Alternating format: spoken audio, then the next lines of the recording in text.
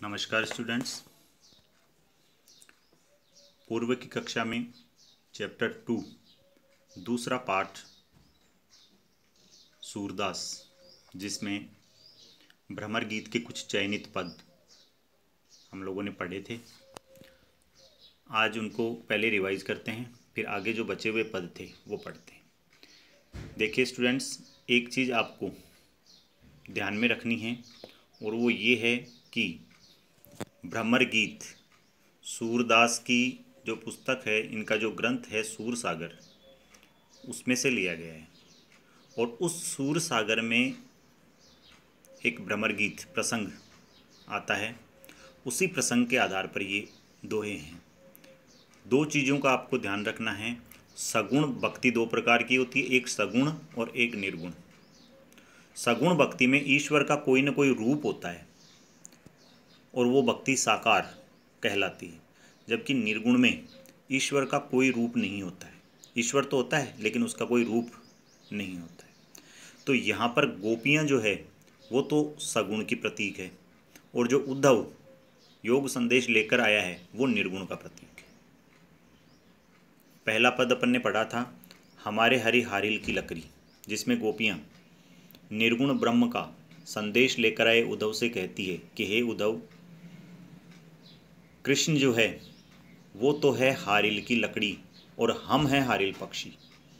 जिस प्रकार हारिल पक्षी सदैव अपने पंजों में एक लकड़ी को दबा कर रखता है, उसी प्रकार हम भी कृष्ण से अलग नहीं रह सकते। हमने मन वचन कर्म से नंद नंदन यानी कृष्ण को अपने हृदय में दृढ़ता से बसा रखा है।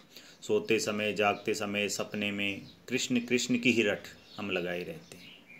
और हे अली, हे उद्धव, तुम जो ये योग संदेश लेकर आए हो, यह योग संदेश कड़वी ककड़ी के समान है।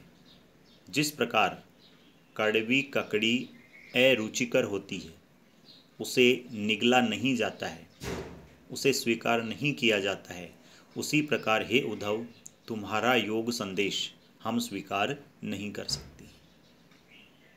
हे उद्धव, तुम जो ये योग संदेश लेकर आए हो, ये तो हमें कोई व्याधि यानी कोई बीमारी जैसा लगता है, जिसका हमने न तो नाम सुना है और न देखा है।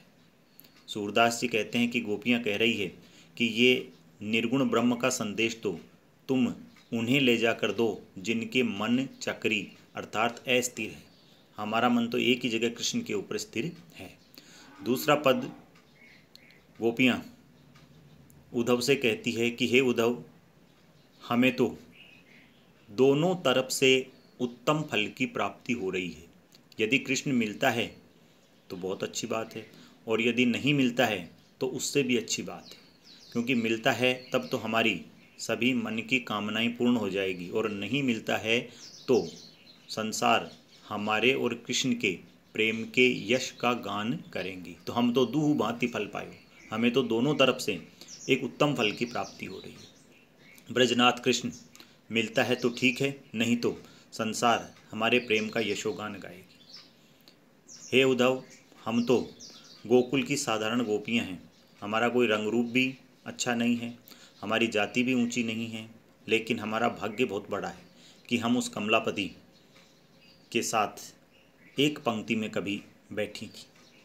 वह कृष्ण जो निगम ध्यान मुनि ज्ञान से भी प्राप्त नहीं होता है, वह कृष्ण जो अगोचर है, उस कृष्ण को हमने प्रेम के बल पर सहज ही प्राप्त कर लिया था। घोष निवासी गोपालकों के बीच रहने वाला, तो उसने ब्रज में यहाँ पर हमारे साथ रहा, हमारे लिए ये बहुत बड़ी बात है।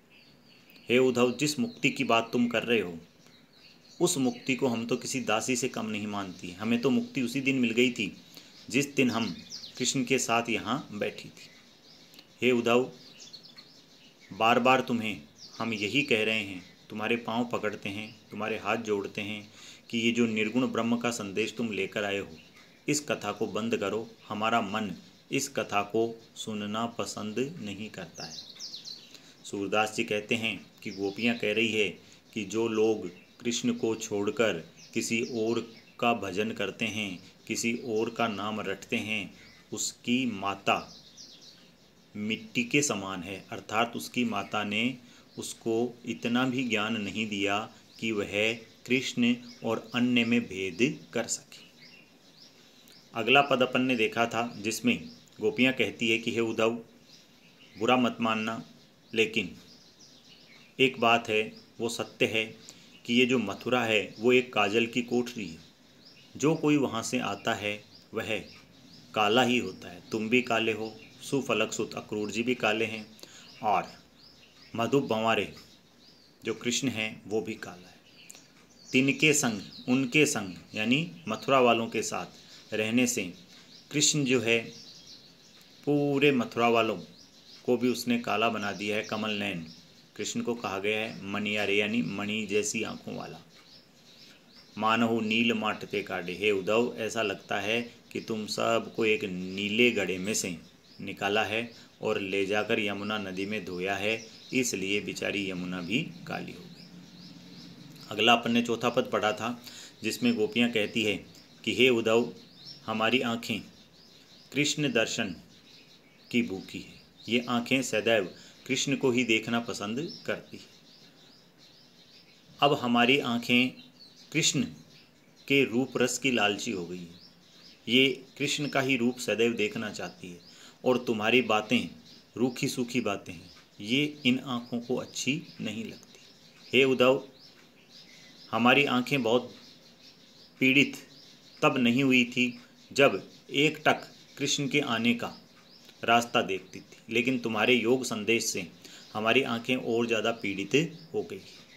हे उद्धव, यदि तुम हमारे लिए कुछ कर सकते हो तो एक बार कृष्ण की वह छवि फिर से दिखा दो जिसमें वो पत्ते का दोना बनाकर गाय चराते समय दूध पिया करते थे। सूरदास जी कहते हैं कि गोपियाँ अपने अनन्य एकनिष्ठ प्रेम को अभिव्यक्त करते हुए कहती है कि हे उद्धव, तुम बहुत हठी हो, बहुत जिद्दी हो, तुम बालू मिट्टी में नाव चलाना चाह रहे हो, अर्थात उन रिधियों में निर्गुण का प्रवेश कराना चाहते हो जिन रिधियों में कृष्ण समाया हुआ है। हे उद्धव, जिस प्रकार बालू मिट्टी में नाव नहीं चलती है, उसी प्रकार हमारे प्रेम के सामने तुम्हारी एक नहीं चलेगी। तो स्टूडेंट्स, ये 4 पद अपन ने पढ़े थे जिनको आज रिवाइज करवाया है। अगले वीडियो में 2 पद जो है वो आपको अभी भेजेंगे।